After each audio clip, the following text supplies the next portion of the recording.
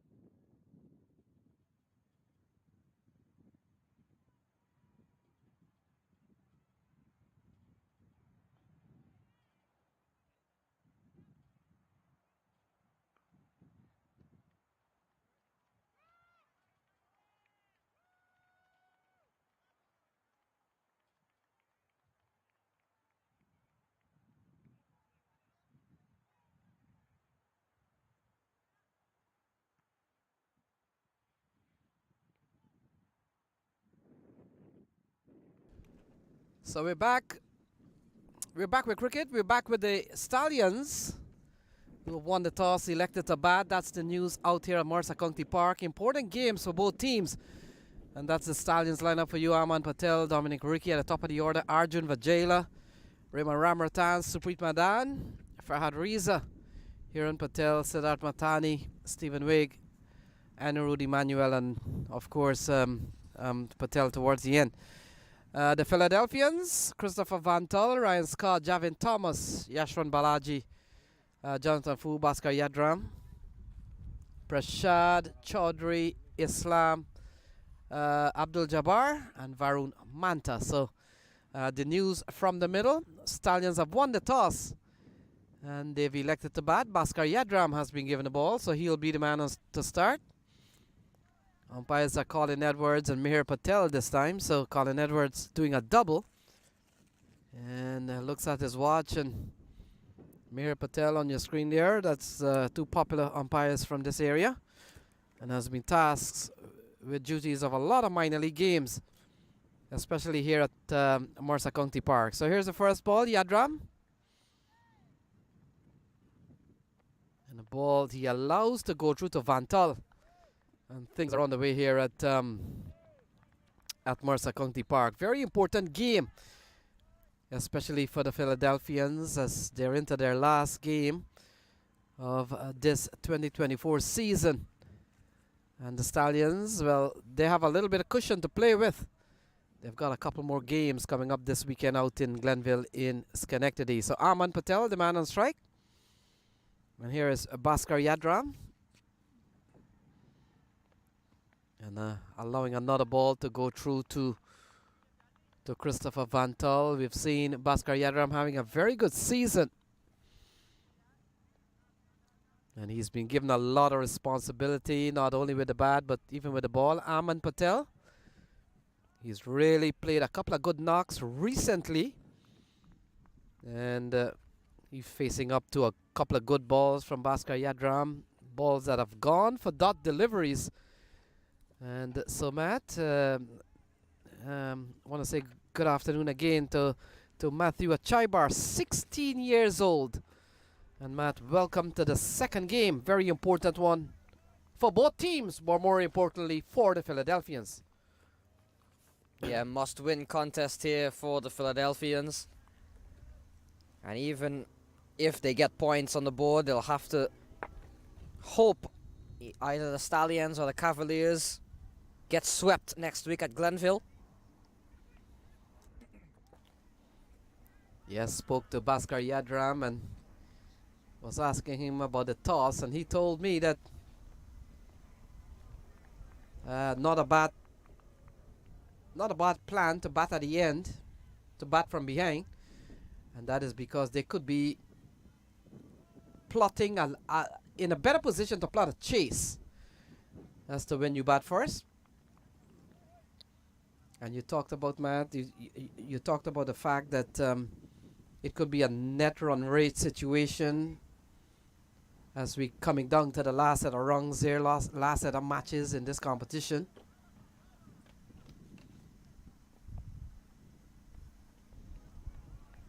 This over's gone pretty well for Bhaskar Yadram. Every over will count, and this man has served the Philadelphians pretty well in 2024. Not only with bat, but with ball too.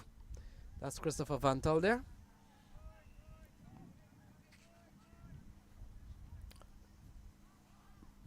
A good start from Bhaskar Yadram.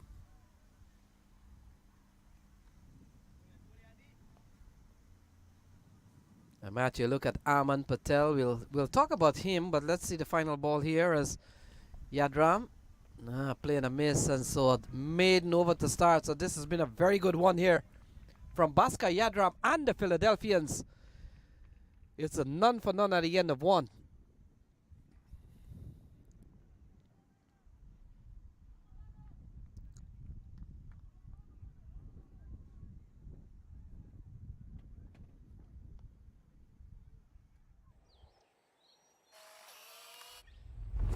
It's an impossible shot.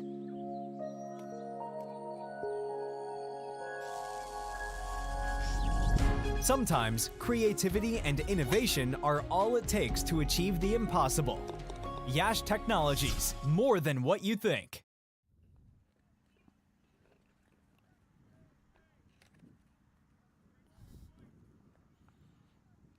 Sir Jonathan Fu. In fact, Devashwari Prasad, sorry, comes into the attack. We've seen an excellent over from Bhaskar Yadram. And Prasad gets the new ball with Bhaskar Yadram. We'll come into both to Dominic Ricky.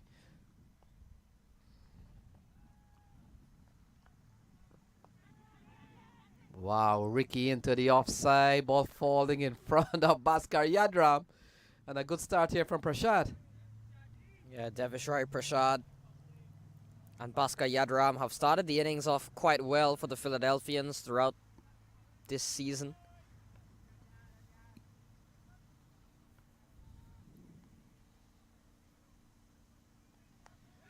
Into the hands of the man, a short backward square, and Dominic Ricky falls without scoring. And the first wicket goes down for the Stallions.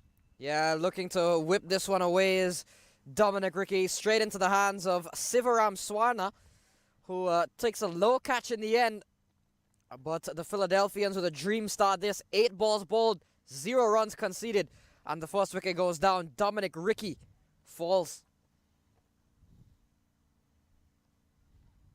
Well judged catch by Sivaram Swarna. Wasn't the best of ball from Devashwari Prasad.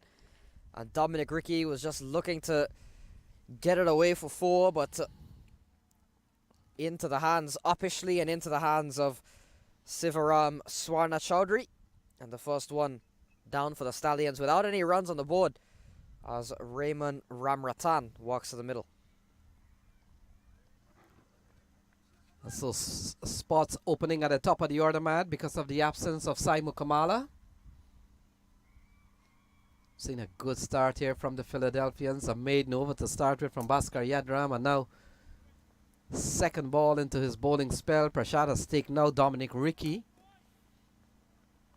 And Raymond Ramratan, Matt, comes to the middle. Is this a promotion or what? Well, you did mention the loss of Saiteja Mukamala due to international duty, so yeah, maybe looking to get Raymond Ramratan up the order, give him a shot. it's opened up a spot. No Rohan Mustafa in this 11 either, who we saw last week. So some unavailability has certainly been a bit of a problem for this Stallions lineup. Jesse Singh as well is going to be a big loss in the middle, and with the ball, Ramratan gets off the mark with what should be 2. It is. So the first runs on the board has come off the 10 deliveries for the New Jersey Stallions, but Raymond Ramratan eventually gets them off and running. Yeah, Matt, when you look at Raymond Ramratan, he's not come up with a big score this season. Highest been 11 in 4 games. In fact, in 3 times that he's batted. So, A, not too many batting opportunities, and B, hasn't really been out in the middle for some time. Highest being 11. He's got a couple of 2s. And he comes in here, very important juncture of this game. He's batting at 3 today. And we talked about Mukamala not here. It also exposes the middle a bit, because Jesse Singh used to plug that void into the offside. Fielder comes in, takes. Well, he drops it in the end. And Raymond Ramratan escapes, but was in the air. Fielder had some bit of play, and I thought he took it, Matt, but in the end, not in control. He did everything right. Just at the very end, it came out of his hands. We'll see. He comes back, going back, did everything right, and then just there, loses it. But a chance gone a begging there. 3 for 1 after 2.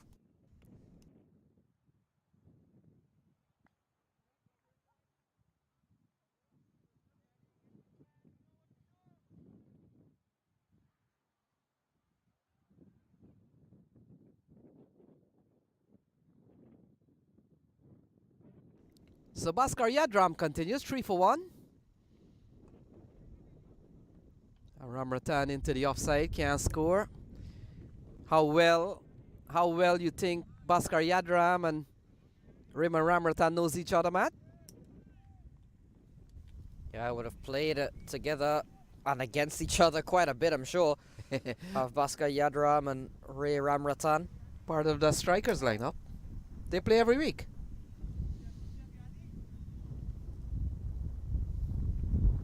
So Bhaskar saw maiden over. In fact, he hasn't given up a single run yet. Look at that. Ramratan has come to bat. Couple of good balls, but Ramratan full face of the bat. Long innings ahead of him. It's 106 balls remaining. And Jonathan Fumat has led well. The Philadelphians, we saw them winning their 4 set of games, but in the middle, they're falling away a little bit, and now they're hanging on. With having to win this game at any cost to give themselves a chance for the playoff. Into the offside, Bhaskar Yadram gives up the first run, and look at that. A very good throw from the left-handed fieldsman. It appears to be Prashad. And fielder does well to keep the ball in play. Philadelphians, they look very sharp in the field. Yeah, and they know how important this game is, how much it means to their campaign. They cannot afford to let up at all. They've got to keep pressing. They've got to keep the Stallions under pressure. Yeah, we see Yashwant Balaji, the fielder, just trying to back up the ball, or else that ball would have run away for 4, Matt. So Balaji backpedaling, was able to hold on to the ball for a little bit. But you've got to have control of the ball. Is this a drop chance? We'll wait and see from Colin Edwards. Leg by is the call, so no harm done here. Bit of stifled appeal that seems to indicate that Fantal has done something wrong, but no, he hasn't. Well, he probably has, because he gloved the ball that went to about square leg and allowing the batters to go through for a leg by. But in relation to it being edged, certainly that's not the case. Still a very good over from Bhaskar Yadram. Only a couple of runs off this over, one off a leg by, and then a single. And again, that's wayward. That's wayward bowling from Bhaskar Yadram, who kept 6 ball in the first over on or off stump. Yeah, and he's done quite the opposite here. He's lost the radar a bit. How's Yadram?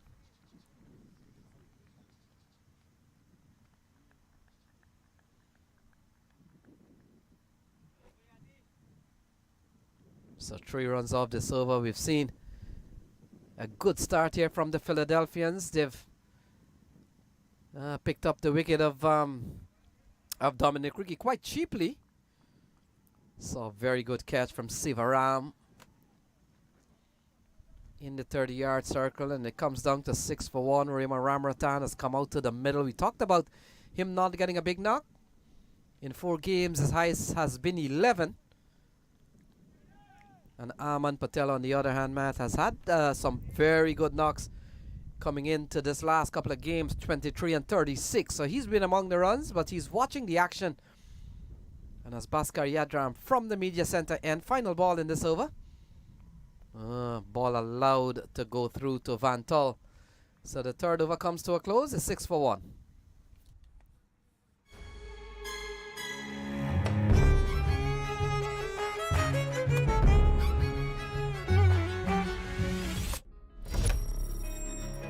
Even the best in the business needs a strategic partner to help them win.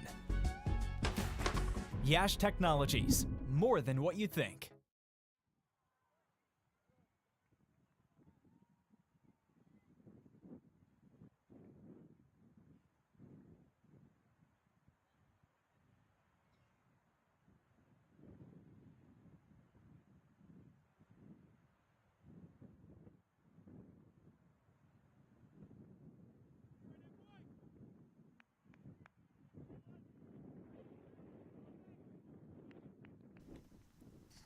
So Saripul Islam into the attack. 3 overs down, 6 for 1 on the board for the New Jersey Stallions. It's been a slow beginning, and the wicket of Dominic Ricky hasn't helped either.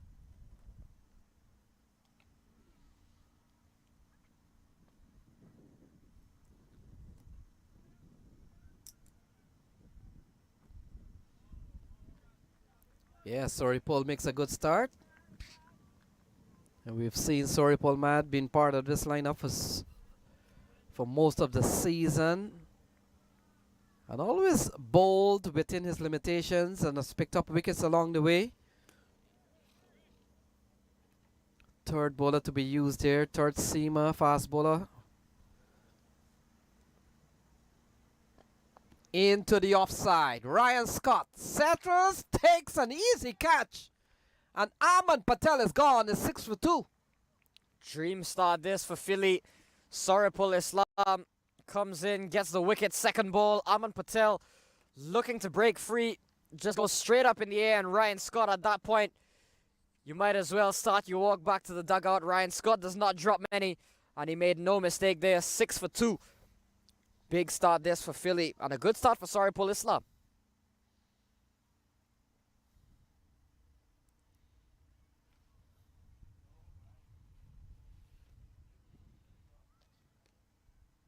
So Matt, I'll get you into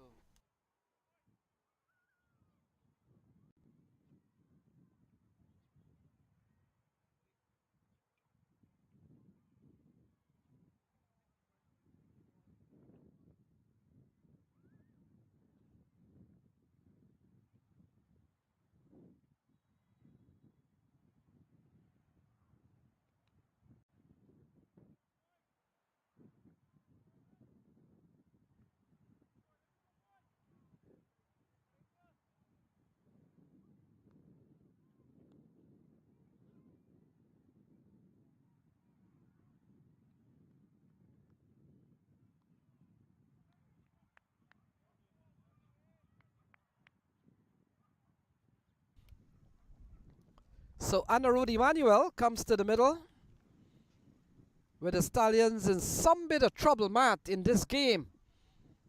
But you get the feeling when you look at the points table, they're not in trouble at all. Yeah, the Stallions are 5 for 5. Philadelphians are 7. The Philadelphians are 4 and 3. You look at the way the Philadelphians started things off. The Philadelphians are really the team to beat throughout the first few weeks. Have fallen away, as you mentioned earlier, and the Stallions have really been the team just creeping up.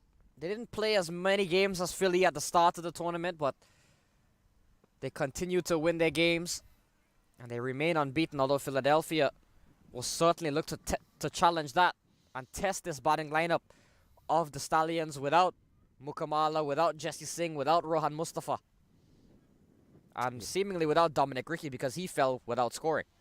But the fact is, Matt, Philadelphians won't have the service of Drysdale.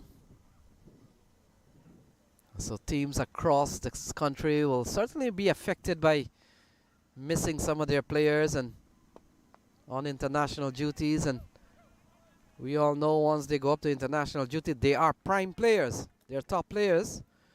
Or else you wouldn't be playing at that level. 7 for 2 here. Good start here from the Philadelphians. And the Philadelphians will have to win this afternoon for sure to stay in with a chance, because as it is, both Stallions and the New Jersey Somerset Cavaliers are up on 10 points. And I say they need to win here this afternoon, because New Jersey Stallions with 2 more points today could go up to 12 points, and then it becomes a situation with them and Somerset Cavaliers, who have to play each other this coming weekend. And the Philadelphians will be another team that will complete their 2024 season. We saw earlier on Manhattan Yorkers have completed their allotted fixture, and they're done for this season. So it comes down to the likes of the Stallions, the Philadelphians, New Jersey Somerset Cavaliers. New England still have a couple of games. Titans still have a couple of games, but Titans and New England Eagles have nowhere to go in the competition. So it's essentially what happens here this afternoon, and what happens between Stallions and Cavaliers.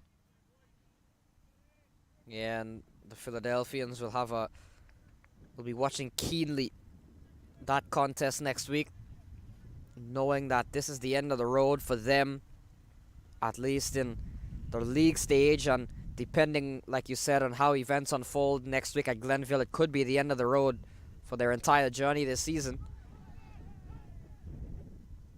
A big win here will certainly help the cause. Saripul Islam 1 for 3. It was a good over. 9 for 2 after 4, the New Jersey Stallions.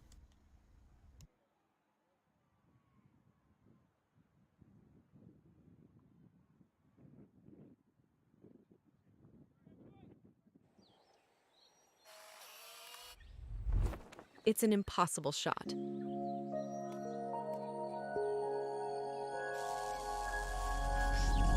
Sometimes creativity and innovation are all it takes to achieve the impossible. Yash Technologies, more than what you think.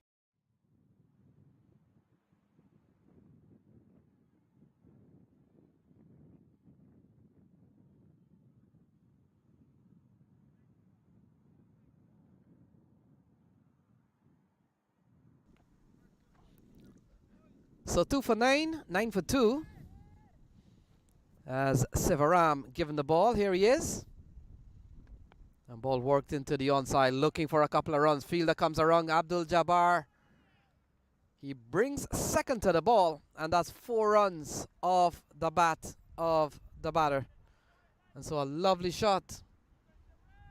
And he picks up a boundary and a Rudy Emmanuel.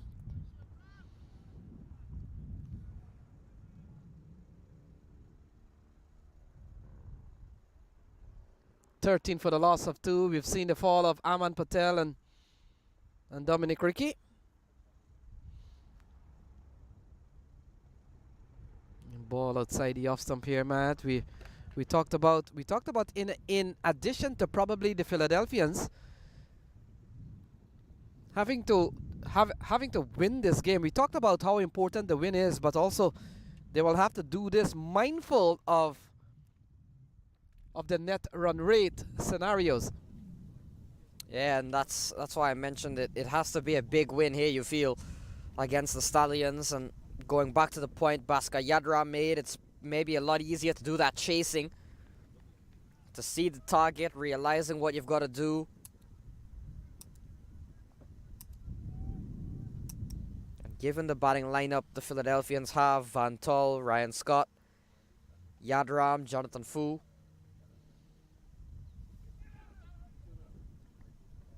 Yeah, we saw a very solid season at the start, Matt, from the Philadelphians. They won their opening game against the Eagles, and then they lost one to the Somerset Cavaliers, and then they won another 2 against Manhattan Yorkers and the Titans.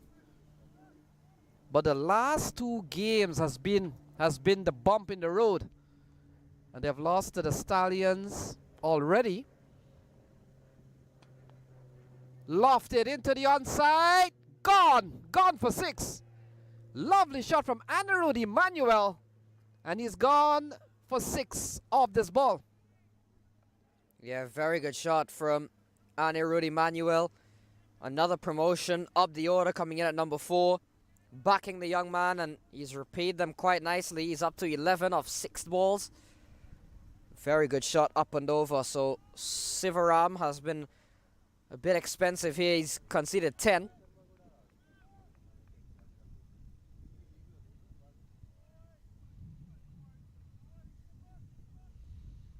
So 10 in the over from Sivaram Chaudhry, and this one steered into the offside. Good knock so far from Emmanuel. And look at that, opens the face of the bat. He races towards the backward point area, and it's another boundary off the bat of Emmanuel. It's 23 for 2.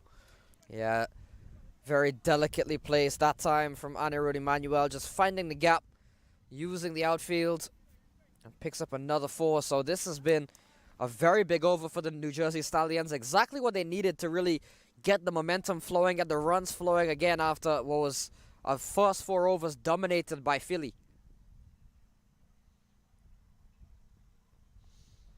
So ball into the offside, can't score. Ryan Scott charges around, gets quickly onto the ball. So 5 gone is 23 for 2.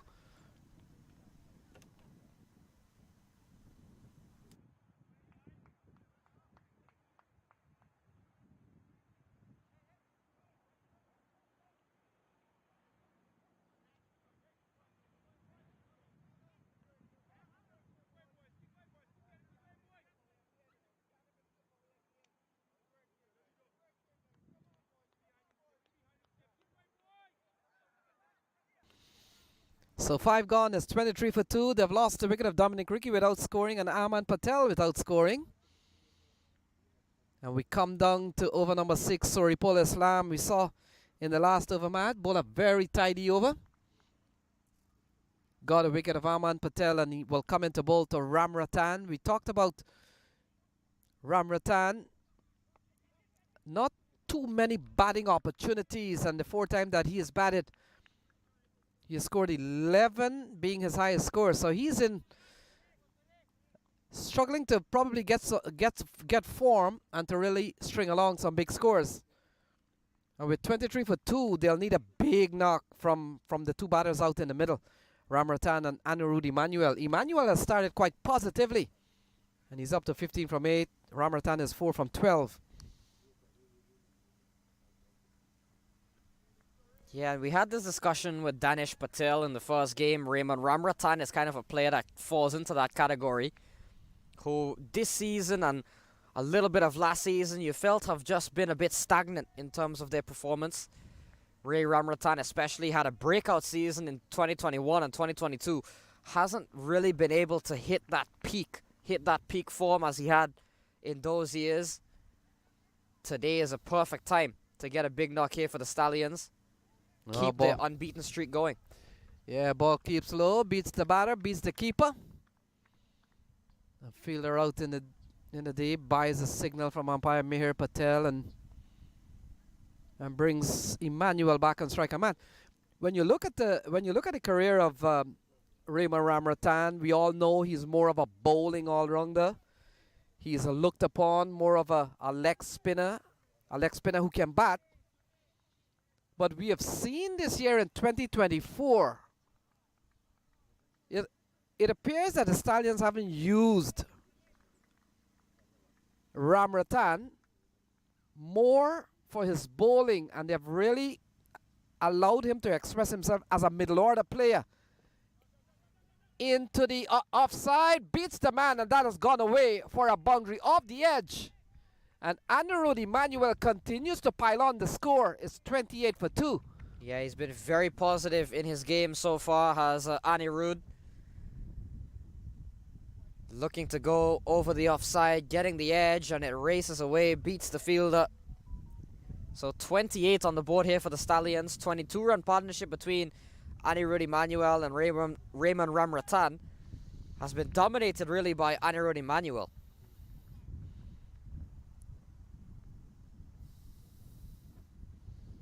Oh, top-edged. Fielder comes around. Varun Manta does well to keep the ball in play, but Emmanuel, Matt, you get the impression that he's come out here to play some shots, and why not? We're still in the power play with a ball remaining, but he has gone positively well with intent to score. He's up on 20. As Ramratan comes back into strike, it's 29 for 2.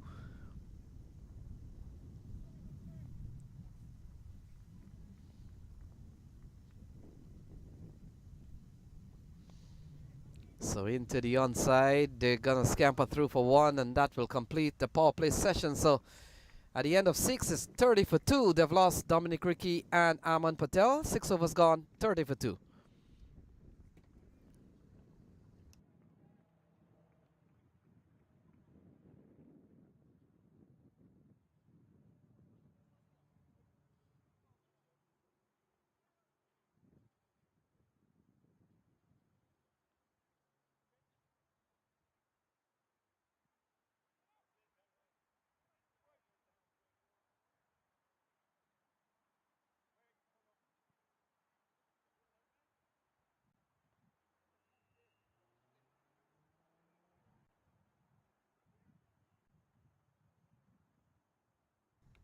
So we're back with the cricket. 6 overs gone, Matt. 30 for 2. Now we talked about the power play scores here at Mercer County. 30 for 2, Matt. What's your take? Yeah, it's a pretty even first 6 we've seen. I think the first 4 overs, you've got to say, belong to Philadelphia. But since then, we saw an expensive over from Sivaram that Emmanuel really took a liking to him. And then a 7-run over from Saripul Islam that has just gotten the Stallions back a little bit to where they would like to be. Emmanuel, 20 of 10, has been a big part of that. Yeah, well, I probably want to go another route as Sivaram Chowdhury runs into Ramratan. Anytime you can get a couple of wickets in the power play, you can remove the openers, Matt. I don't mind if at the end of the power play I've taken a couple of wickets, but you're batting at 45. Yeah, and it's certainly always the goal is to take as much wickets in the power play. You always hear about how important it is to use the first 6 or to remove that top 3, top 2, top 4 even in the power play. Well, you've just got to feel with the Philadelphians playing this game not only to win, but to win and perhaps improve that net run rate. They'll have to keep tabs on the runs as well. And with the way Emmanuel has gone about business, they'll look to get him out of there early. Yeah, and Matt, we talked about missing players, and that is happening all across the country, all across the team. So it's fair enough to say that every team somehow is affected. We also looked at the Somerset Cavaliers who have lost Saad bin Zafar, who's gone back to international duties, League 2 in Canada with Oman, Nepal, and Canada. And then, of course, these League 2 series have become a little bit extended now that once the team goes over to play this League 2, they're adding on some T20 international. So what should have been probably a 2-week time off or pulled away. That's a lovely shot from Emmanuel. He is playing a knock here this afternoon. He continues to bat well, and that's a lovely pull into the onside. He picks up 4 more runs there for Emmanuel. Very promising stuff this from Anirudh Emmanuel, known mostly for his wrist spin, but is proving his worth here with the bat. And I just feel if part of Anirudh Emmanuel's promotion up the order was just the Stallions giving him a license to really go out there, play freely, backing him, that they must know he can play his shots, and giving him that license in at number 4 to just counteract that bit of pressure that we've seen applied from Philly. Into the offside. Runs here again for Anirudh Emmanuel. Fortune favors the brave. He's played bravely so far, and he's reaped the benefit. 7 gone. It's 37 for 2.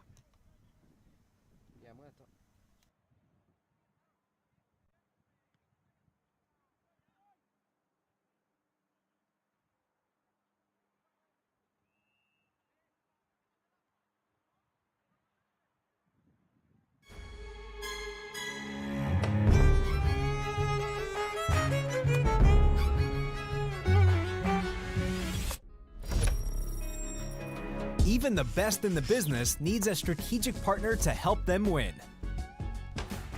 Yash Technologies, more than what you think. A fine knock so far from Anirudh Emmanuel. Ramratan has dug in there for the time being. Always important, Matt. No matter how you're struggling, but with 2 early wickets, you don't want to be the 3rd victim. So in that sense, Ramratan has stood around long enough. Yeah, Raymond Ramratan has done his job, especially with Anirudh going from the other end. They'll look to build on this partnership as Abdul Jabbar comes into the attack. So, spin for the first time. 7 overs into the game, we've seen 4 different seamers used by the Philadelphians, and they've got to just continue to be attacking here, I feel. Continue to try and look to take wickets.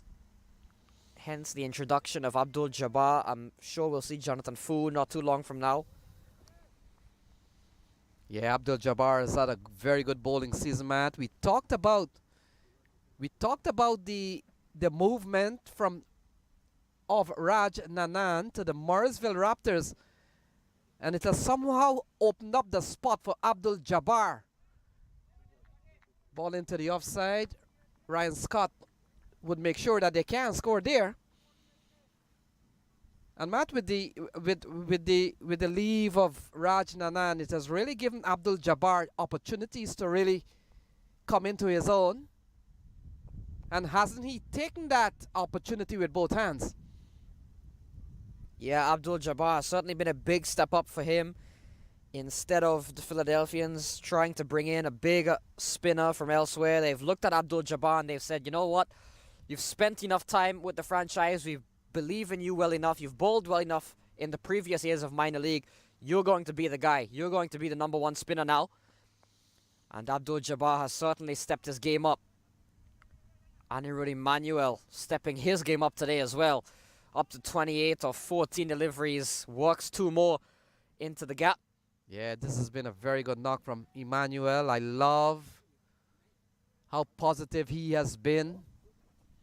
I got my chances. And he's batted extremely well. He's the man on strike. Here is Abdul Jabbar into the offside. Kept low. And the tall man, Christopher Van Tull. You wonder why the ball doesn't go under his glove, Matt. We talked about when ball are rolling. The 6-footer, he makes good ground and is able to keep the ball up.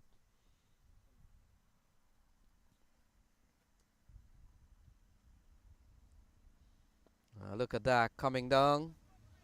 Get a single. Soripol Islam is the fielder. So 8 gone is 41 for 2. And that's the latest score here at Mercer County Park.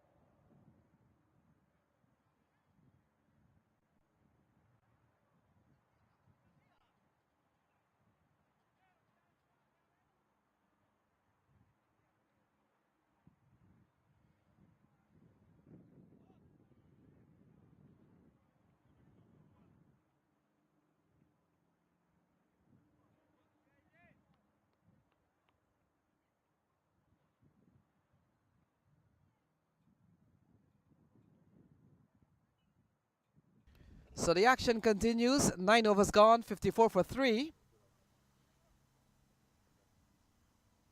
Abdul Jabbar continues into the offside, can't score. And Emmanuel has played a sparkling knock of 30 so far. 4 fours and 1 6. Oh, he comes down the track. Vantal does the rest. And easy as you like, the 4th wicket goes down. Abdul Jabbar has taken out Emmanuel. Yeah, Abdul Jabbar gets the wicket. Emmanuel has to go. And the Philadelphians, this is exactly what they want to see. Wickets after every over, every couple of overs. Coming down the track. And easy as you like for Christopher Vantal. He was looking to continue keeping his foot on the gas. Was Anirudh, pays the price. It's 54 for 4. And Matt, I can't understand why you will want to come down to leg spin that is turning across you. If you're not getting to the pitch of the ball, and the ball is heading towards the slip area, I can't see why you will attempt a shot like that. We'll take another look at the dismissal of Emmanuel, and I'm saying that because look how lovely this man batted. Oh, look at that, nowhere in line. He was coming down the wrong line. Ball is turning. Oh man, you're asking for trouble. Yeah, rookie mistake. You've got to say from Emmanuel. He's still young, still very early in his career. And I've always thought, Matt, if you're coming down to a left-arm spinner, you've got to head towards mid-off. You got to walk down to mid-off. He's walking down straight. You're not going to get that ball. So Matani comes to the middle. And Matt, I get the feeling that I've set the batting order here for the Stallions. Maybe Matani here. Farhad Riza, Hiran Patel, Arjun Vajela could be in that order. And then Stephen Wigg. We saw Stephen Wigg hero the other weekend ago. Quickly pulled them out of trouble and in fact stole a game from one of the teams. Abdul Jabbar across Matani, who's looking to go quite adventurous off his first ball. It's 54 for 4, still 63 balls to bowl. We've seen a couple of wickets from Prashad, one from Soripol, and we've just seen a wicket here from Abdul Jabbar.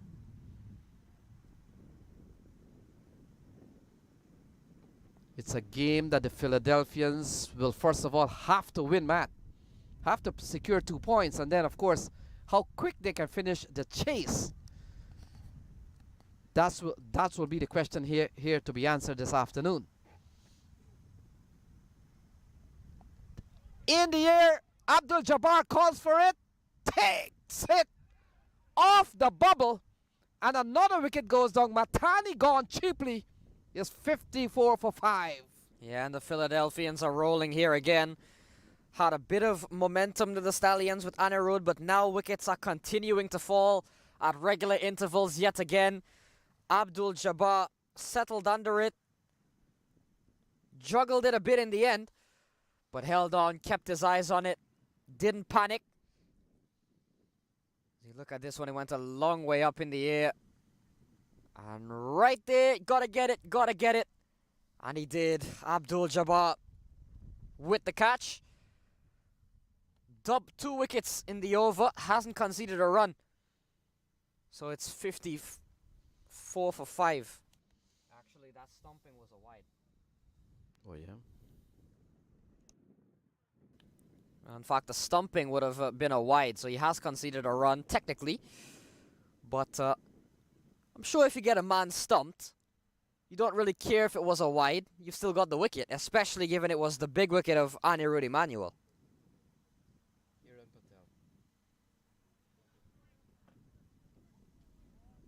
And Hiren Patel will look to come in and really remedy this Stallions collapse, it's fair to say. 55 for 5, and he's a man that tends to come out in situations like this quite frequently, does Hiren Patel. 4 down, 5 down. I remember one of the first times I saw Hiren Patel or at least one of the first times we saw him in minor league was with the Empire State Titans when they would have played the Stallions in 21.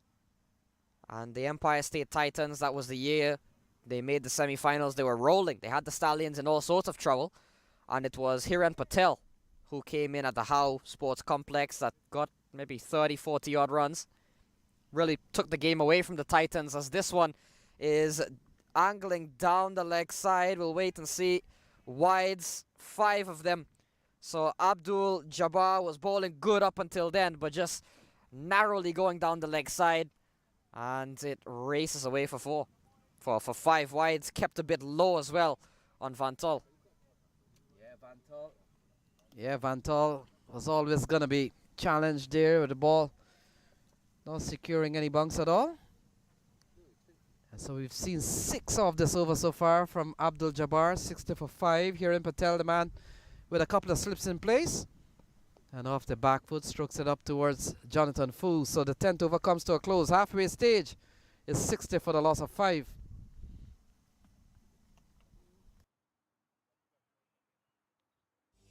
Whoever you are, on the field, the dream is what drives us. Gear up for your dreams. Shop now at dreamcricketstore.com.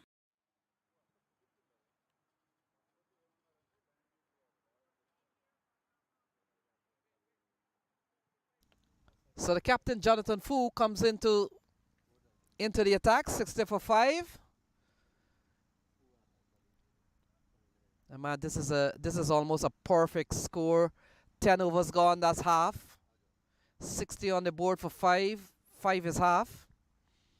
And Jonathan Fu, the captain, he's bowled so well in this series. He's really having a good series for the Philadelphians. And will come into bowl to the left-handed Supreet Madan with 1 slip in place.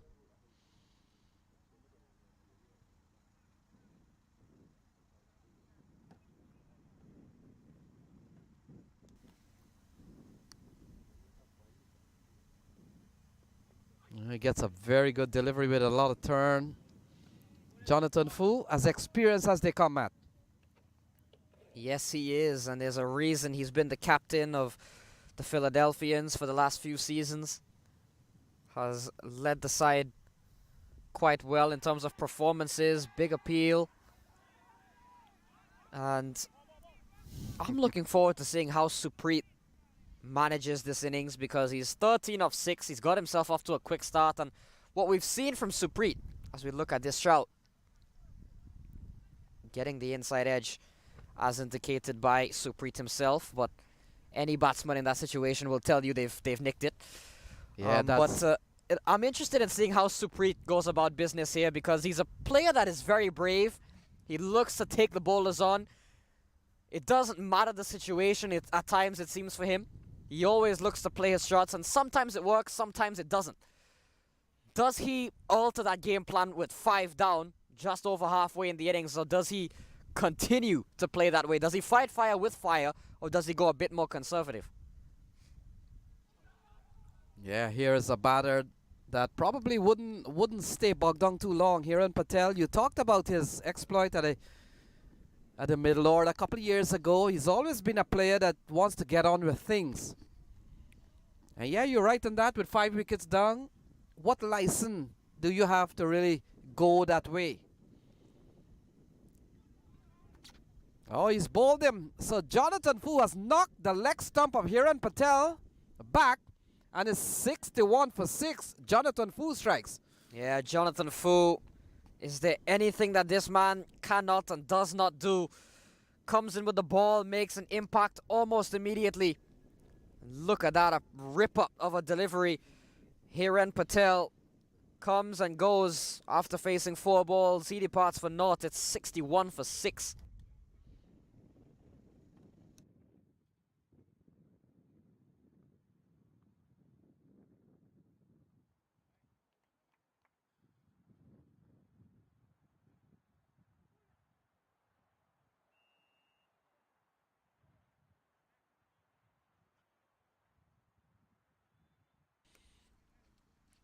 So 61 for 6. Philadelphians are enjoying a very good day here so far. We talked about a must-win situation with some bit of added net run rate added on to their points. As Farhad Riza walks to the middle. Matt, it's hard to not pick up Farhad Riza. He comes out with something that is quite customary with him. He comes out with a towel tucked into his flannels. And there you see it there. And I wonder, as a batter, what's the use of that little towel that he comes out with? I can understand as a bowler, it might be a chance for you to wipe the ball and to clean it up if it has rained or dew conditions. But what's the purpose of that towel? Yeah, it's a bit interesting to see a batter walking out with a towel. My only explanation is maybe if he plans on batting long, if he plans on batting 56 balls, maybe the gloves can get a bit sweaty, and when he's at the other end or in between overs, he can take them out and use it. That would be my only use for a towel out in the middle. The other thing, could it be superstition? You know, some players are very superstitious with what they wear and what they come out with. Never wash your socks. 62 for 6. And really, I'm serious about that, Matt. If you read some superstition of cricketers, they'll tell you, "Oh, I never wash my socks." 11 overs gone, 62 for 6. Well, not never, but.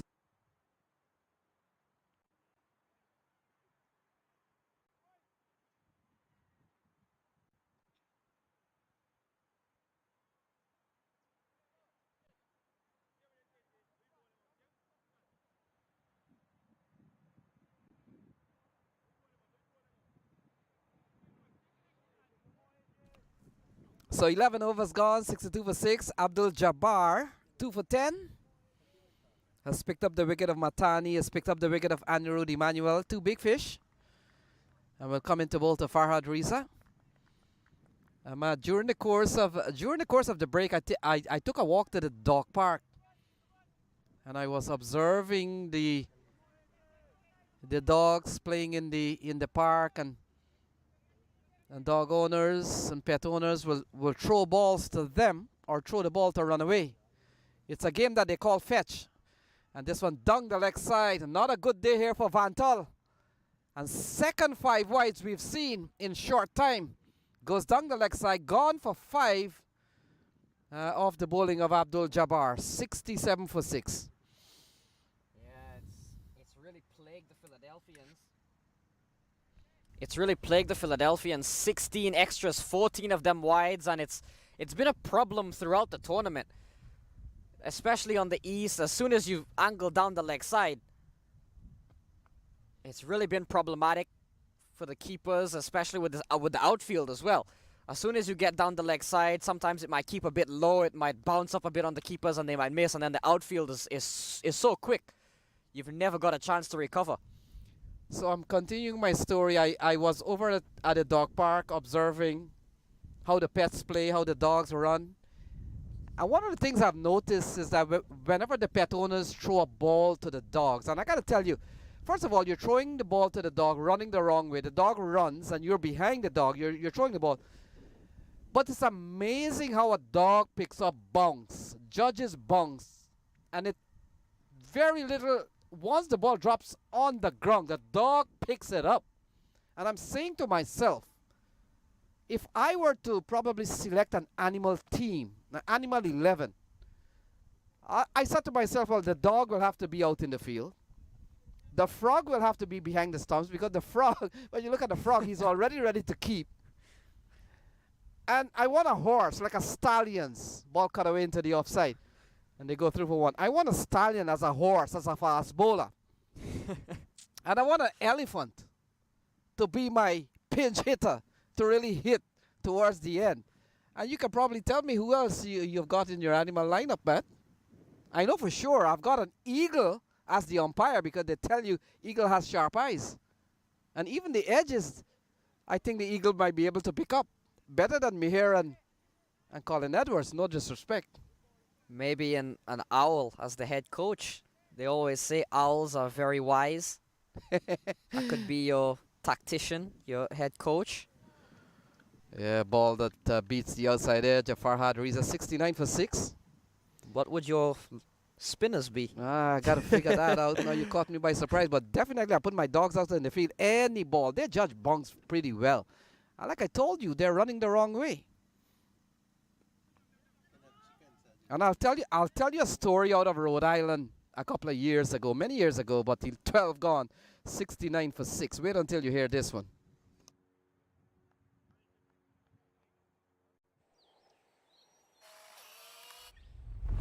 It's an impossible shot.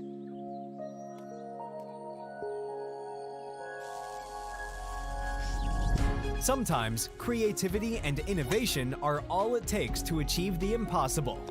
Yash Technologies, more than what you think.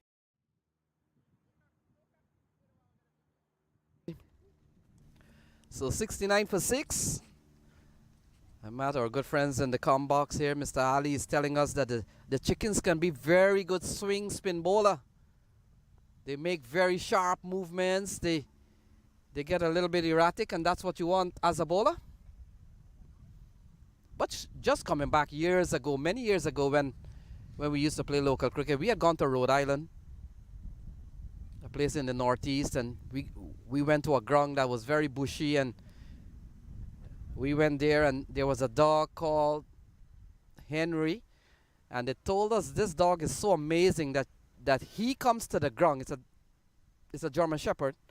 He comes to the ground and watches every single ball. He loves cricket. And the reason why he watches this game very intently, every time you hit the ball in the bushes, no matter where he is, he scampers and go and find the ball and bring it out. He was such a faithful dog at that ground. His name is Henry. And we went there and we saw everything what they were telling us. Every time the ball hits to the areas in the bushes, Henry runs. Henry gets the ball. And, big appeal. We'll have to wait and see. Jonathan Fu, they're asking. Colin Edwards is not interested in that appeal at all. And it looks like not out. Couple of balls in the over. Jonathan Fu has given up 2. And now, as we have seen so many times, Matt, when you ask this, when you ask the ruling umpire and he doesn't budge, you turn to the square leg. Yeah, and just coming back to Henry, and then I remember like about 3 years later when we went back, we were told the sad news that Henry had passed away. And the legend of a ball retrieving balls from a cricket match ended there. But it's such an amazing story. The legends of Henry, as we're back here at Mercer County Park. 71 for 6, 44 balls remaining. Fu has bowled well in this over. Supreet Madan on 15.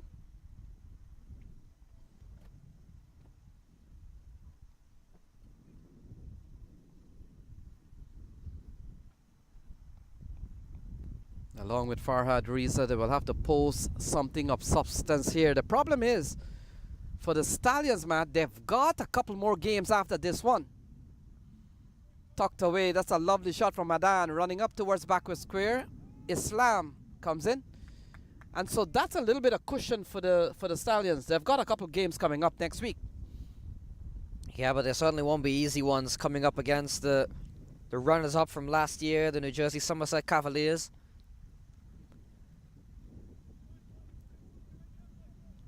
Whereas the Philadelphians are in must-win territory here in their final game of the season, of the regular season. Well, it awaits to see if they'll move on. So the 13th over comes to a close. 72 for 6.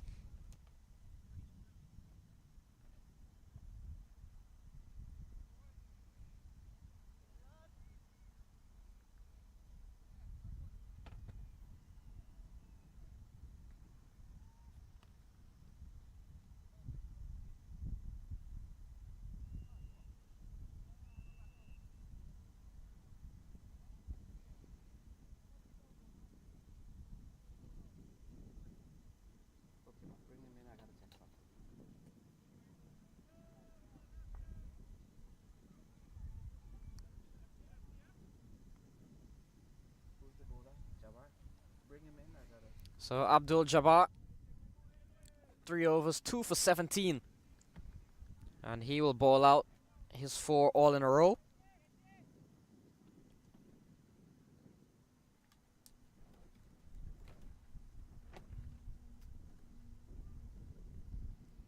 Nicely worked away. He's got a big gap there. A lot of running to do for the field. They won't get there.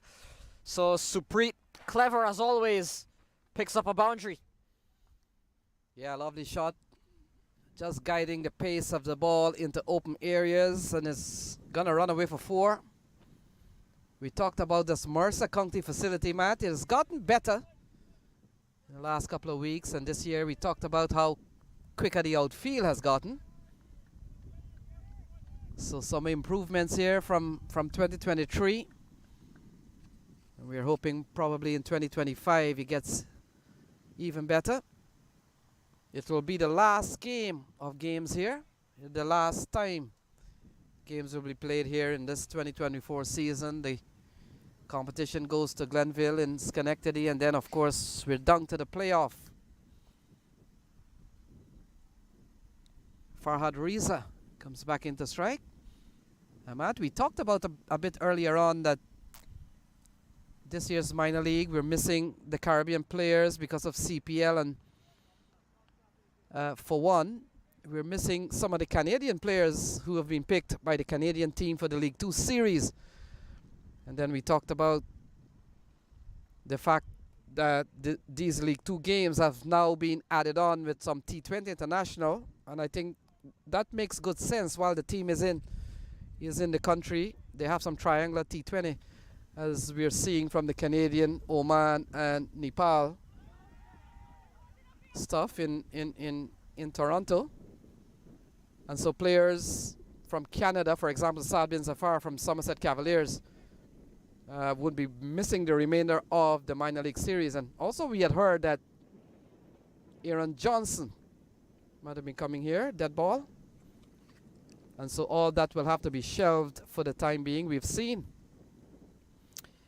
in the past the likes of Ryan Patan has come over here. Other Canadians, Salman Azhar has been asked to replace Saad Bin Zafar for the Cavaliers, that we know. Abdul Jabbar, 5 runs in this over. Farhad Reza, he's on 3. And we saw how big the Canadians were last season as well, as Jabbar finishes off 4 overs, 2 for 22. He's bowled quite well, 77 for 6 after 14.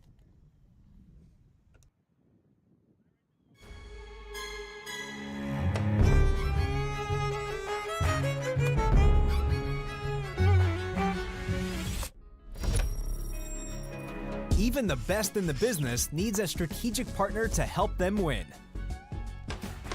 Yash Technologies, more than what you think.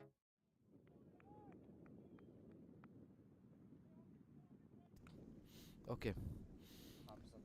So 14 overs gone, 77 for 6. Jonathan Fu will continue. And Matt, you were talking about the Canadian players who've been part of the minor league setup. Down the leg side, more could be leg by here, hence the appeal. But you never know, these players appeal for anything sometimes to distract the umpire. Leg by is the call, but it's gone away for 4. Yeah, 4 leg byes to start Jonathan Fu's 3rd over. 20 extras conceded. 14 wides, a bye, and 5 leg byes. Not good at all for the Philadelphians in a game that they want to win, and they want to win by a margin. Yeah, you're right on that. We've seen a couple of 5 wides. That has eluded Christopher Vantal, and we talked about how good Vantal has always been. But with the ball going down the leg side, when a ball goes down the leg side as a keeper, your reflective action or your reflexes makes you skip across, but you're expecting bounce.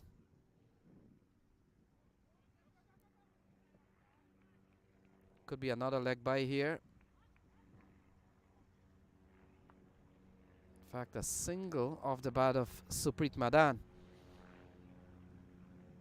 And anytime you're keeping on a ground on a wicket that doesn't have too much bounce, Matt, when the ball goes down the leg side, first of all, it's blinding the keeper. He skips across, and he's hoping that he gets the correct bounce. Pulled. That's a lovely shot. Ryan Scott is posted there. Only a single. And Farhad Reza goes up by 1. It's 83 for 6.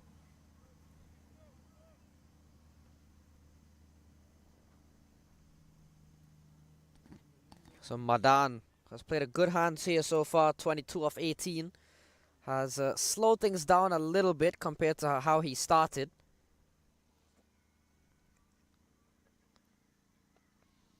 Yeah, we saw a very good knock from Emmanuel, and I'm kind of disappointed that Emmanuel, Matt, came down the wrong line looking to play such a big lofted shot, not realizing perhaps you're coming down to a leg spinner who turns the ball away from you. Oh, gone. So Jonathan Fu picks up another wicket. And this time Farhad Reza is gone. It's 84 for 7. Yeah, beginning to fall apart here, the Stallions. The Philadelphians have not let up at all. Every time there seems to be a partnership building, they come in, they take the wicket. They take the sting out of the Stallions' batting lineup each and every time. And Jonathan Fu, yet again, trapping Farhad Reza. So the 7th one down, 84 for 7.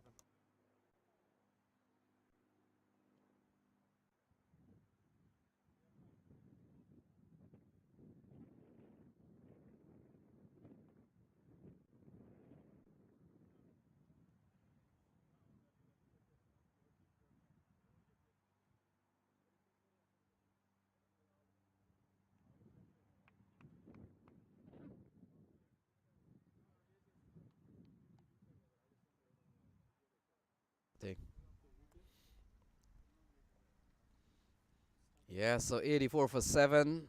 Seen another wicket goes down that of Farhad Reza, Matt.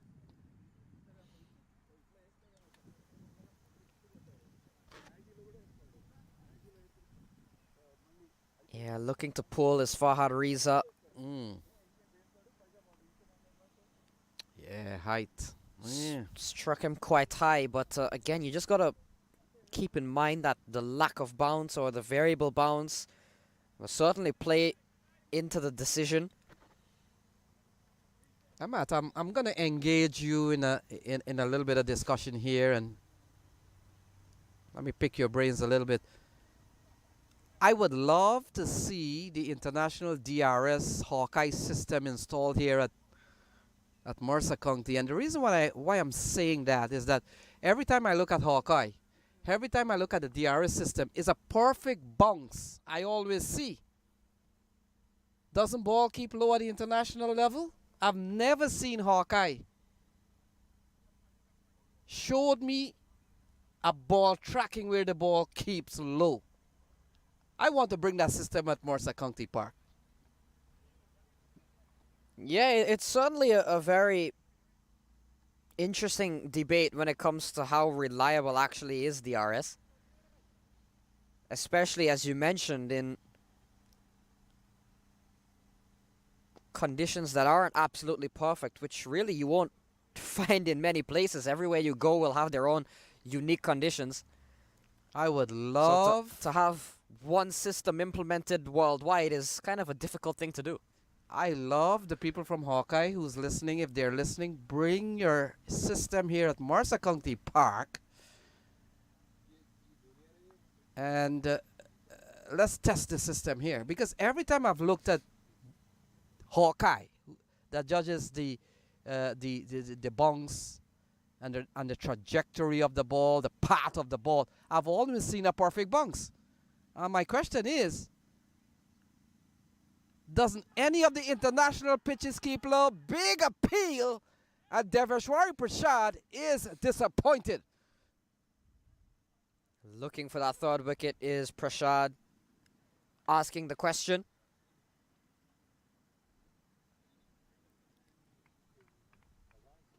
Not out in the end, so Vajela survives, lives to fight on. Matt, I think Mir Patel makes a very clear not out call early. Hence, we don't see too much howling and too much shouting after that, right? We talked about that. You've got to say as an umpire, you've got to say not out quite quickly, or else they won't stop. 27 balls remaining. Couple of runs in this over from Prashad.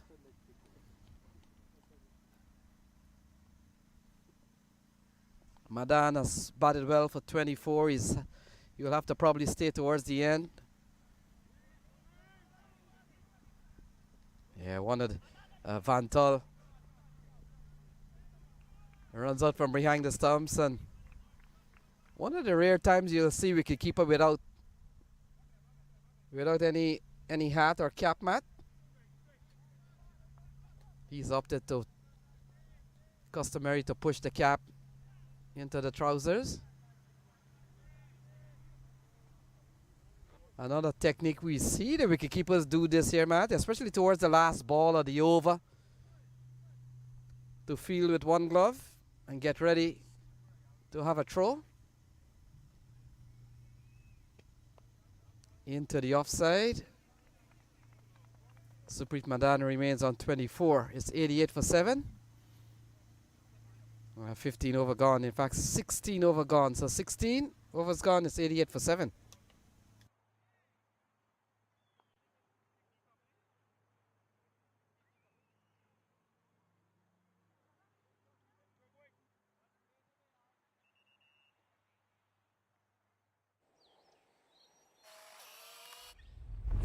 It's an impossible shot.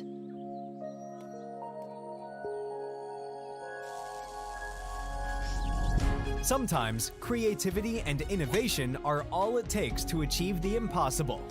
Yash Technologies, more than what you think.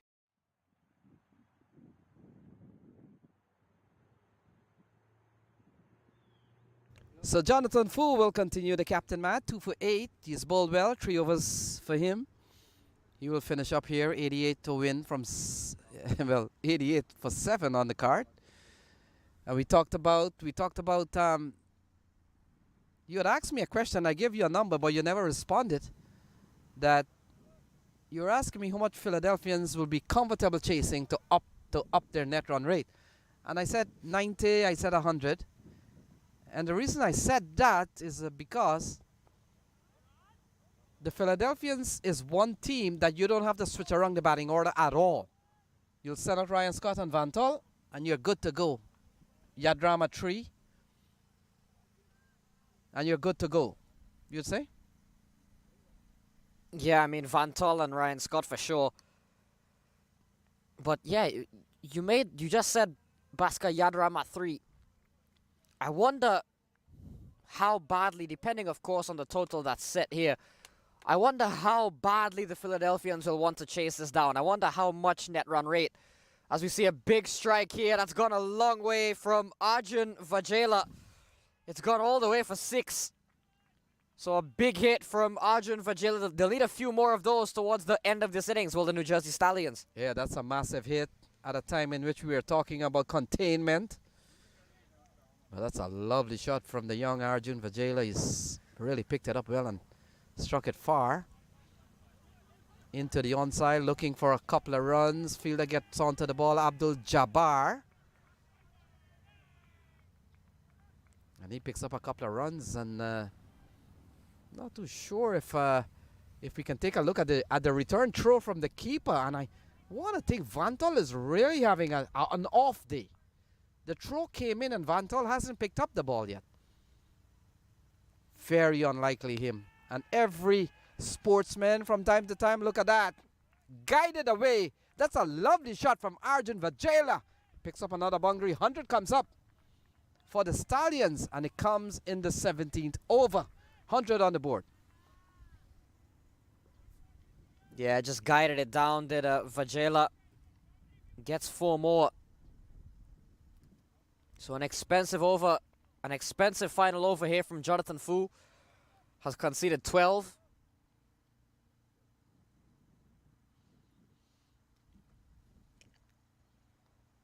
A lot of turn on that ball, keeping the over quite tidy here for Jonathan Fu. So 17 gone, it's 100 for 7.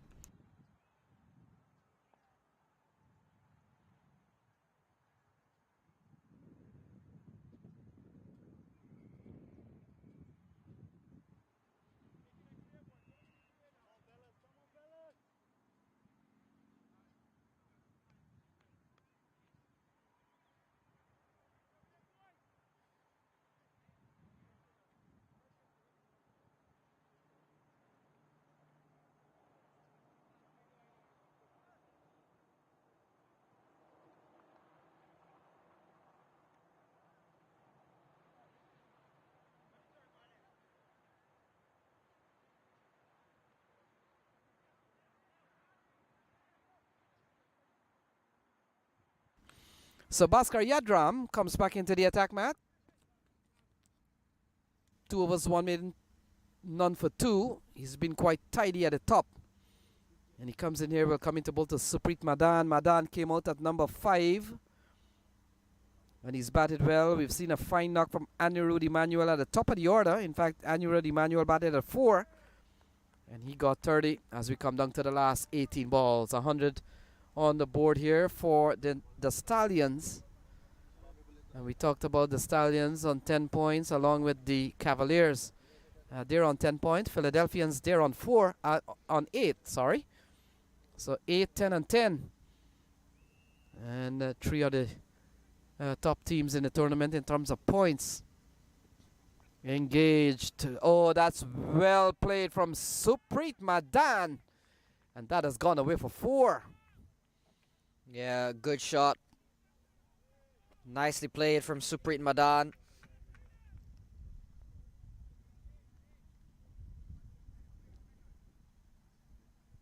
You feel he'll play a big part in how the Stallions close out this innings. Stephen Wigg still to come. Vajela struck a few.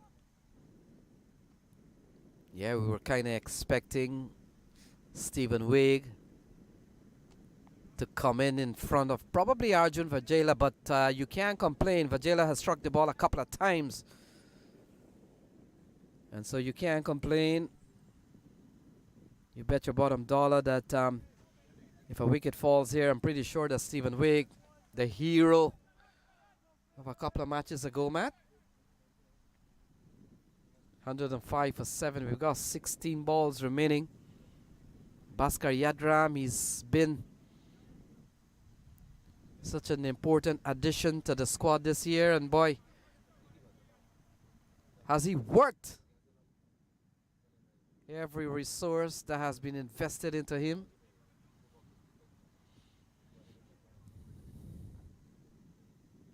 So very spread field here for Arjun Vajela. He's on 13. It's 105 for 7. Here is Yadram taking on the pad, bouncing out into the offside. Balaji is the fielder. And another extra is added on to the score.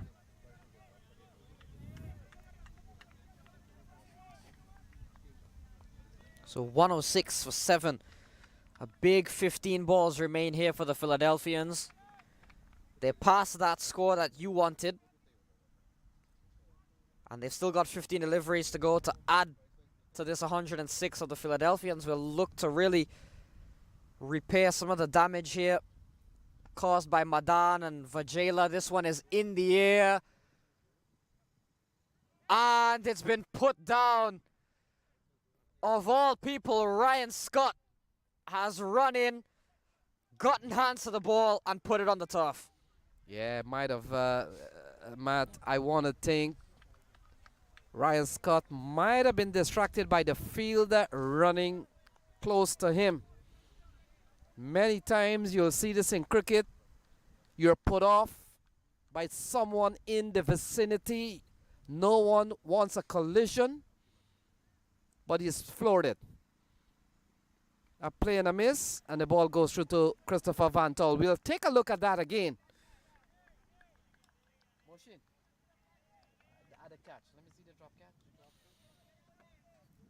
Ryan Scott made good grounds, got hands to the ball, but let's take a look what could have caused him not holding on and completing the catch. It was in the air for a long time.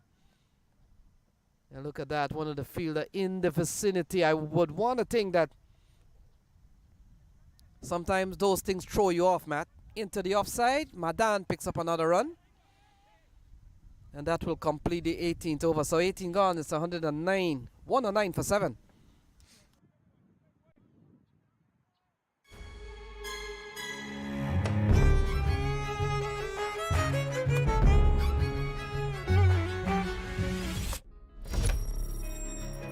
Even the best in the business needs a strategic partner to help them win. Yash Technologies, more than what you think.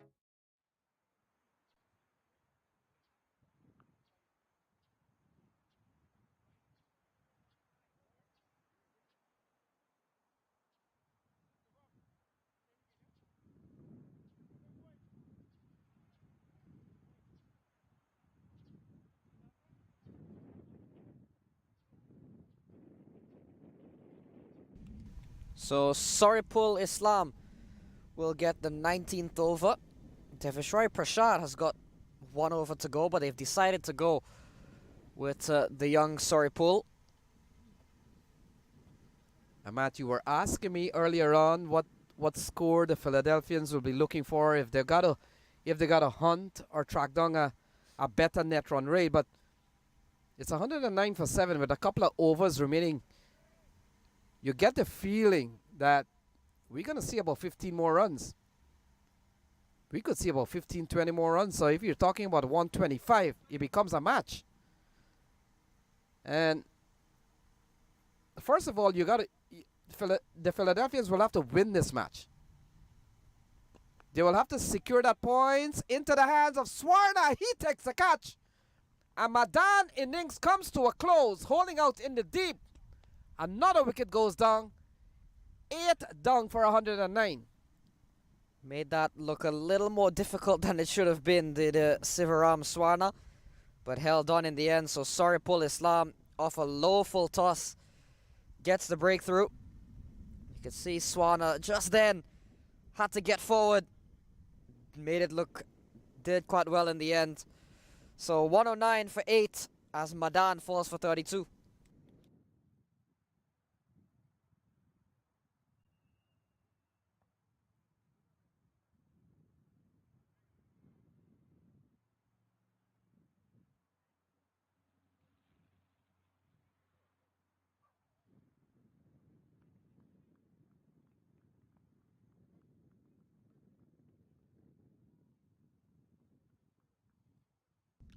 So as expected, Stephen Wigg comes to the middle.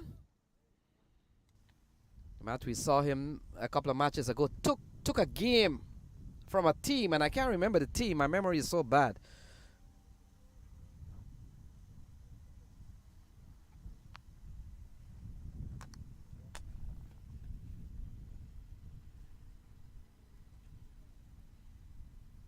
Yeah, it might have been the Philadelphians, actually. It might have been the Philadelphia. 27 in quick time, 27 off 13 balls. And so he comes in here. He's not in a chase, but in similar situations in which he needs runs. 11 balls remaining. Yeah, and coming up against a familiar foe here is the Philadelphians and Saripul Islam. Yeah, we'll take a look at the last wicket and at the catch of Sivaram Swarna Chaudhry. And there we go, straight down the throat of Sivaram. And you made mention of him catching it out in front and low. There are times, Matt, sometimes catching is personal. Everybody does it differently, and if that's effective for one, well, so be it. The main thing is to hold on. Play the miss. Big appeal, and that says umpire Colin Edwards. And we've got 10 balls remaining. Matt, important here for the Philadelphians. You've got to secure this win, and you've got to do it with some quickness. Yeah, and before we even get into any of that, we've just first got to see what unfolds in the next 10 balls first. They still got 10 balls to bowl.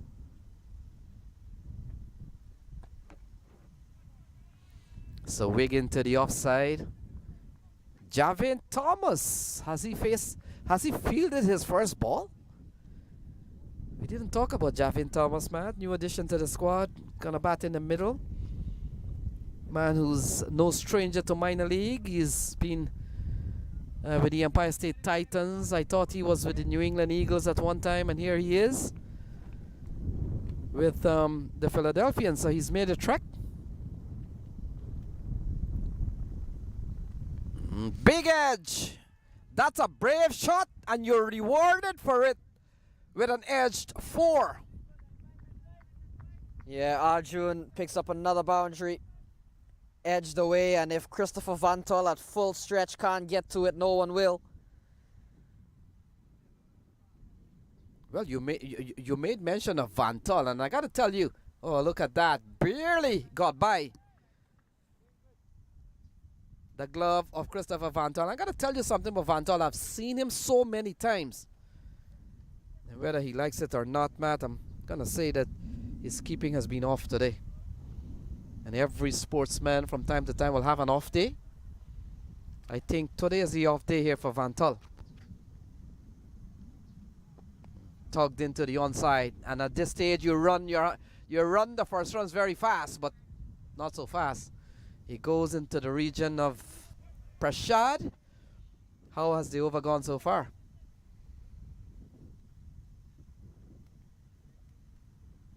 Well, they got the wicket in it. Sorry, Suprit Madan would have got bin the wicket to start things off. Saripul Islam will look to close this over out though. Gone for 7, not too bad. Sliced away. This will go for 4. Will it? No, it doesn't. It just holds up. Got a bit too excited. But Stephen Wigg will get a couple of runs. So 9 runs from the over in the end. In fact, 8 runs from it in the end. Not too bad from Saripul Islam. He did get the wicket of Suprit Madan. It's 117 for 8 with 1 over to go.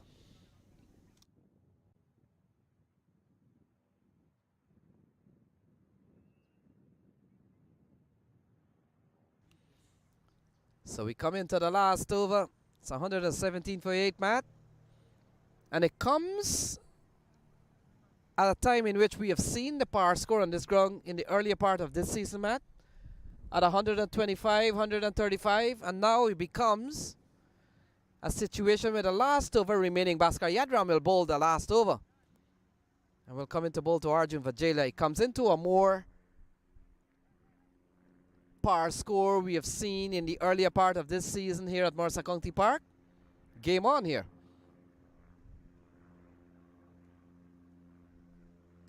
Yeah, suddenly now it becomes a much more even game.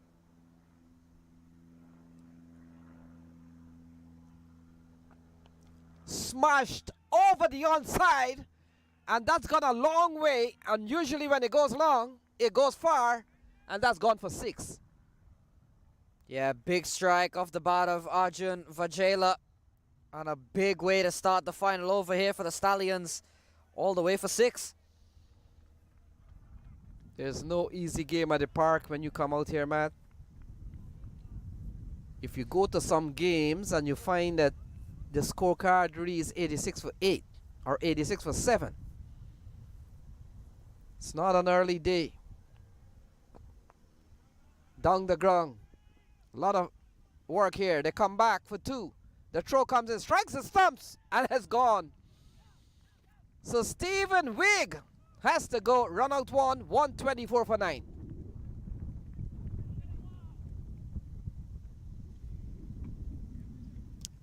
Yeah, Stephen Wigg, his quick stay at the crease comes to a close, but won't mind that at this stage. With 5 balls left, you've got to run everything. So Rushik Patel, the new man new into the side, and will come in at number 11. Yeah, we talked about no Jesse Singh, no Saimo Kamala, no Rohan Mustafa.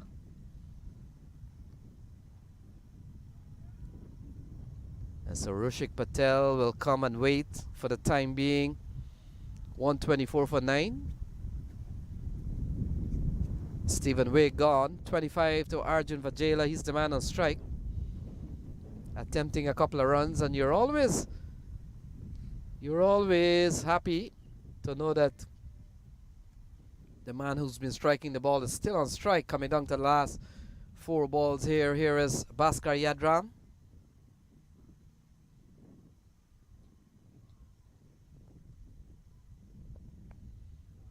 Into the offside. Abdul Jabbar is posted there, and a single here to Arjun Vajela. He hands a strike over to Rushik Patel. Ahmad, for the last 3-4 years, you've seen Bhaskar Yadram. Off memories, I know you don't have those raw numbers in front of you, so don't rush to go check anything. But within the last 3 or 4 years, including minor league, including local cricket, you've seen Bhaskar Yadram. Is 2024 his best season in 3-4 years, you'd say? Considering, look, a couple of weeks ago he got a MVP for another tournament, another final. Yeah, I think this year has certainly been a successful one for Bhaskar Yadram. Yeah. Oh, look at that. So Arjun Vajela has run out of. He's run himself out, running down the track, looking for runs, and the innings comes to a close. Yeah, absolutely no response from Rushik at all. And just like that, the innings has come to a premature ending by 2 balls. 125 all out for the New Jersey Stallions in the end. Quite comical way for the innings to close out.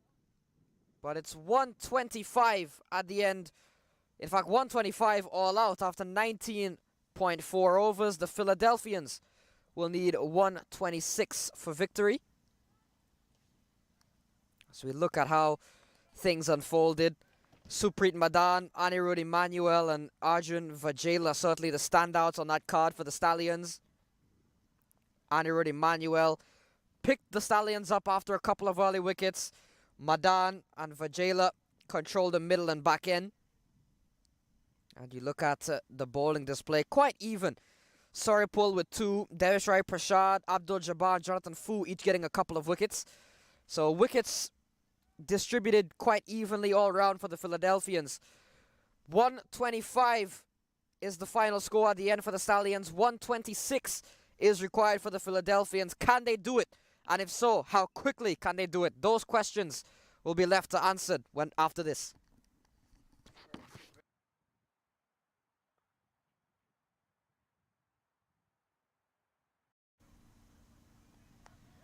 Into the hands of the man, a short backward square, and Dominic Ricky falls without scoring. Plug that void into the offside. Fielder comes in, takes. Well, he drops it in the end. Into the offside. Ryan Scott settles, takes an easy catch, and Aman Patel is gone. And ball worked into the onside, looking for a couple of runs. Fielder comes around, Abdul Jabbar. He brings second to the ball, and that's 4 runs off the bat of the batter. And so a lovely shot. Lofted into the onside. Gone for 6.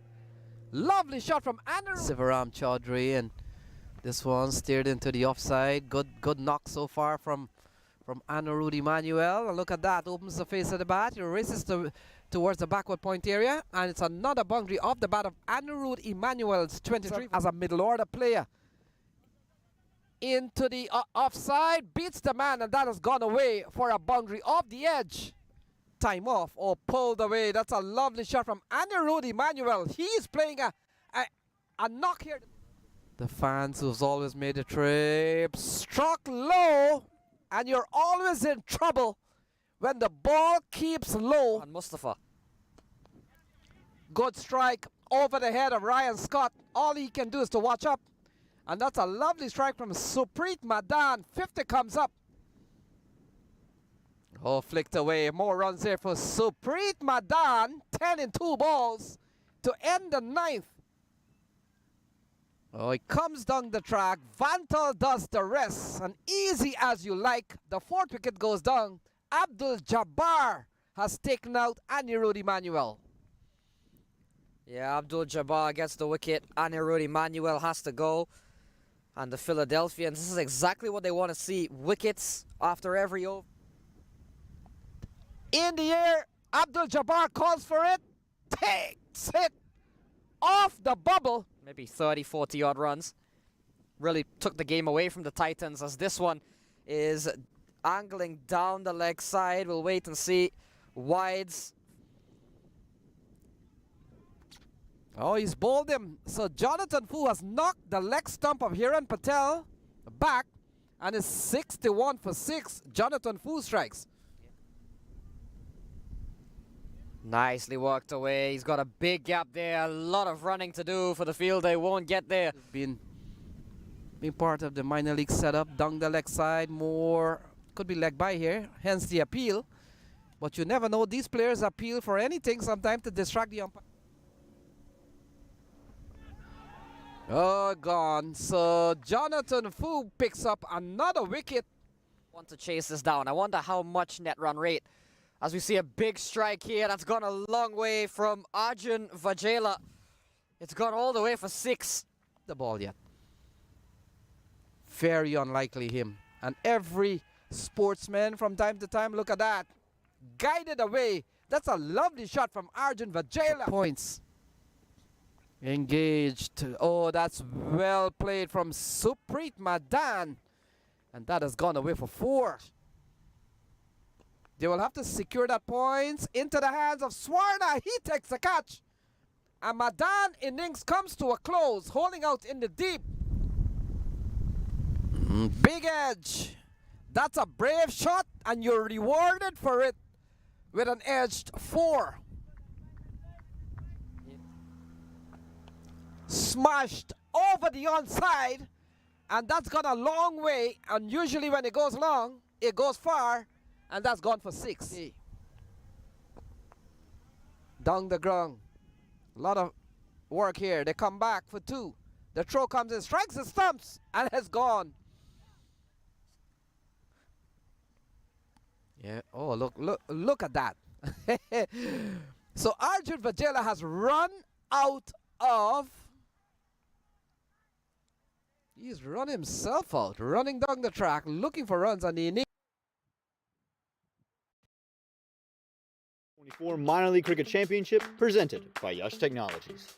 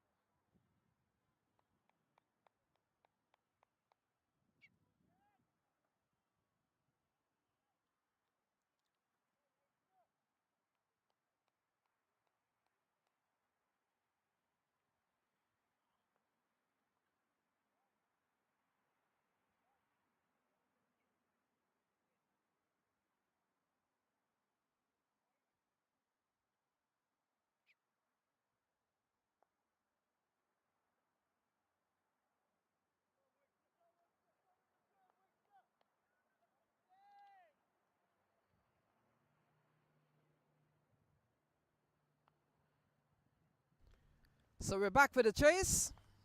126 needed. Van Tol and Ryan Scott, as always, Matt, comes out to the middle. That's one of the things that Philadelphians don't have to worry about. They know who the openers are, and so do we. Welcome back. Yeah, the Philadelphians with a big 20 overs ahead. Ryan Scott, Christopher Van Tol out in the middle will look to get things off to a quick start, set the tone for the rest of this batting lineup.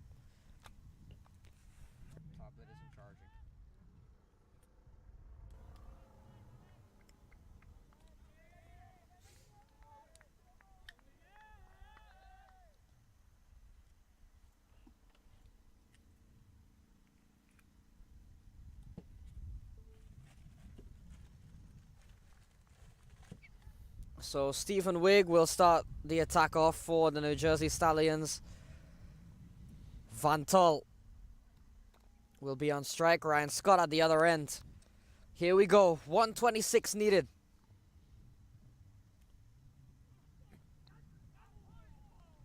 So Van Tol gets off the mark.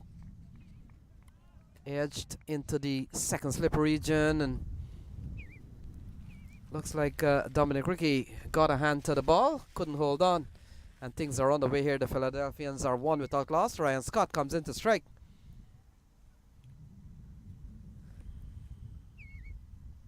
Yeah, Ryan Scott knows one way and one way only, to go after the bowlers from ball one. Such a threat when he gets going is Ryan Scott. And Matt, we have seen an earlier series between these two teams. We saw the Philadelphian posted 139 early part of September, and was not enough. Stephen Wigg took that game away from them. A game that seemingly was going the Philadelphians' way at one point, but coming down to the end, you can never trust a T20 game. And you can never trust a batter who comes out and swing and gets the ball. And that's the man on your screen. He was flawless with the bat on that occasion. Here he is with the ball. And he's always in the game, Stephen Wigg. And he runs it now to bowl to Ryan Scott. 125 more needed. Oh, Scott into the onside. Gone a long way. Gone for 6. And Ryan Scott gets in an early hit. Is 7 on the board. Well, I said he'll go after the bowlers from ball one, and exactly that is what he's done. First ball, he's gone away for 6. So a perfect start to things for Ryan Scott. Does not get much better than that. Yeah, such a clean hitter of the ball, Matt. I remember a couple of minor leagues ago, got a couple of hundreds successively when he was playing in the Central Division.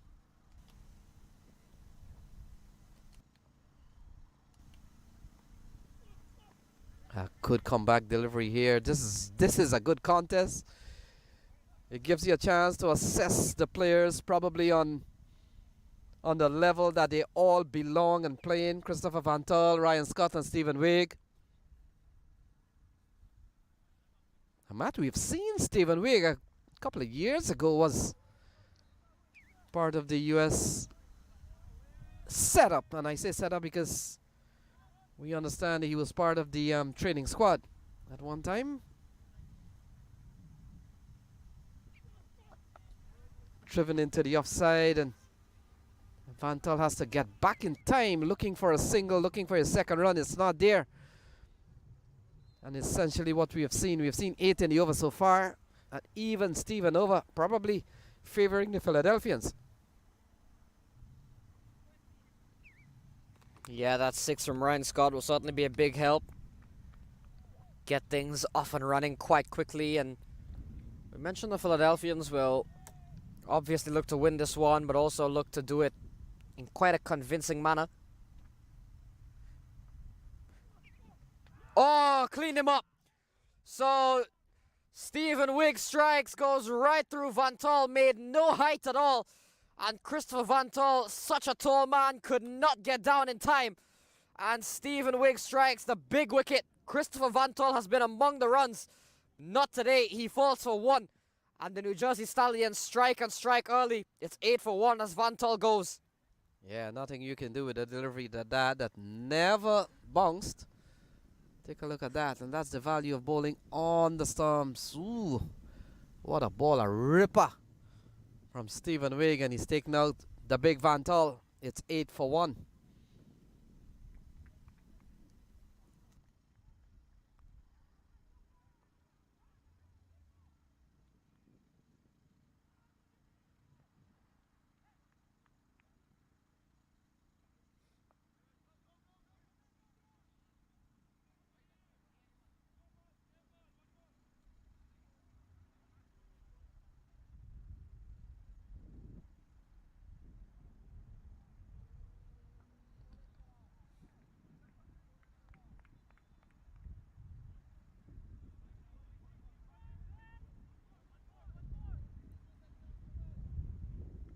So Javian Thomas, who's been new to the squad, Matt, played one game already. He comes in at number 3.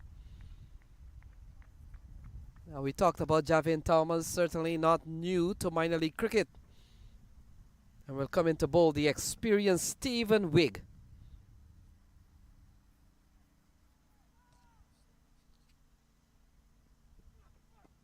Oh, that's a lovely shot into the offside. Can't score. The first over comes to a close. It's 8 for the loss of Van Tol.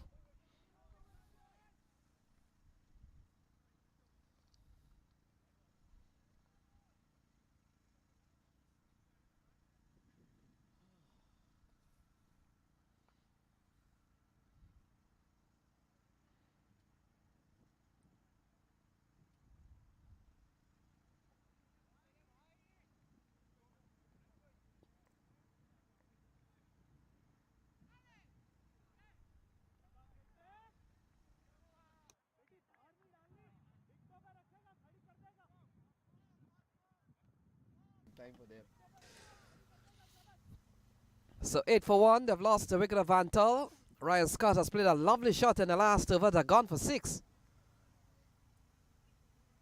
It could be spin here, man, from the top end as we welcome all our viewers to Morsa County Park. I wonder which part of the world people are watching from. We talked about some players in Namibia with the U.S. international team, and there we go. Here is an aircraft. I wonder where it's going. You never know, but using the airspace of the United States for the time being. Ryan Scott into the onside. Matani comes into the attack here.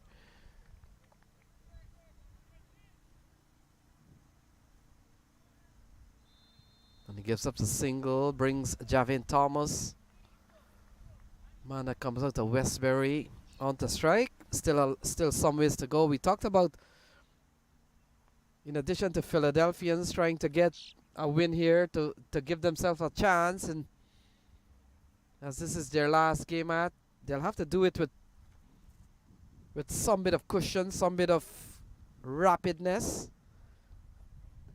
to allow themselves a better chance with getting an opportunity to go for the playoff this year. They've been there last year, and Javian Thomas gets off the mark with a single, as we've seen a couple of balls in this over from Sid Matani.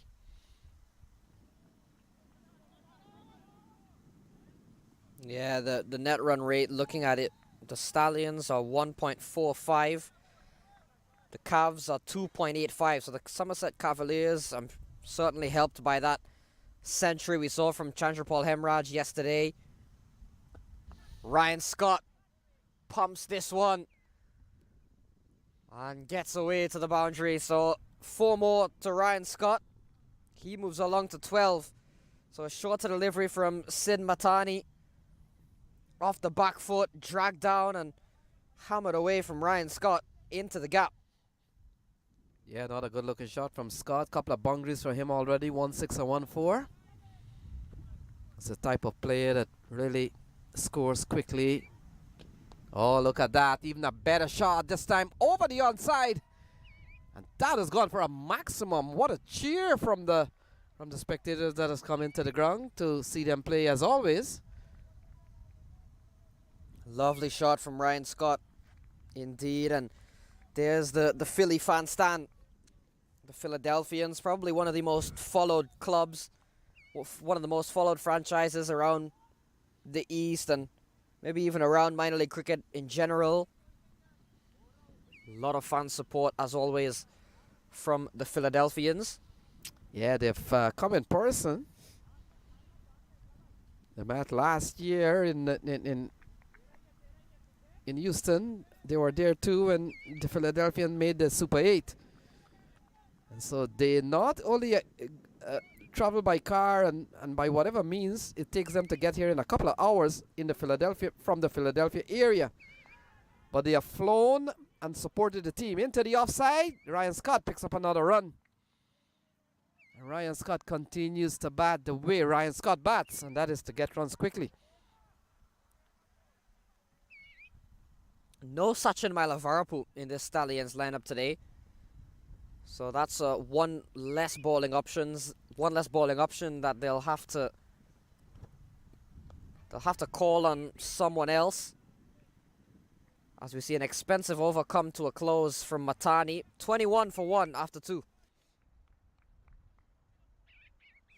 Whoever you are on the field, the dream is what drives us. Gear up for your dreams. Shop now at dreamcricketstore.com.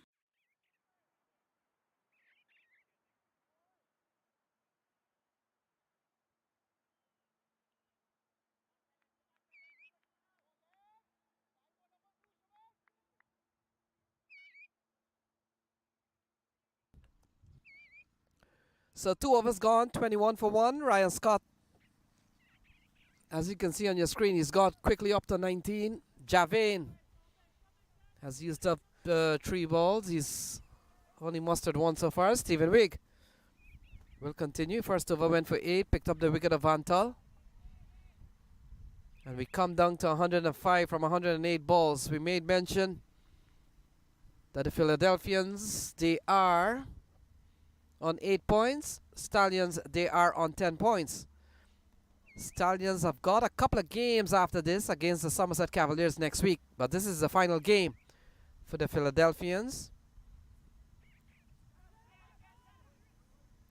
Ryan Scott will pick up runs here. In fact, he'll settle for 1 ball heading down the leg side. He did well to play the ball over the keeper's head, Matt, and that brings Javin Thomas back onto strike.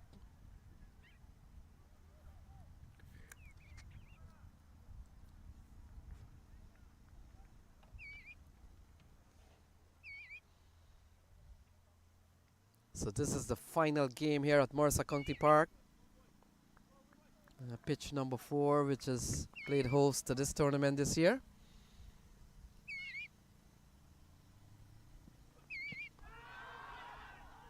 I know we were supposed to have about 17 games. Big appeal, now that says umpire Colin Edwards. We talked about the umpires, Matt. Colin Edwards and Meher Patel.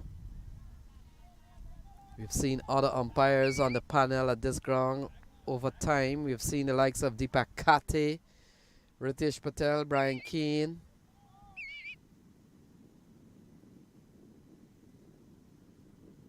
Dimple Patel. Looking to go through the onside, and Javin Thomas in all a tangle here. It's 22 for 1. Yeah, good bowling continues from Stephen Wigg. Javane Thomas, new to the team. We'll see how quickly he's able to really adjust coming in this late in the campaign. And now he's tasked with a job to really get the Philadelphians over the line.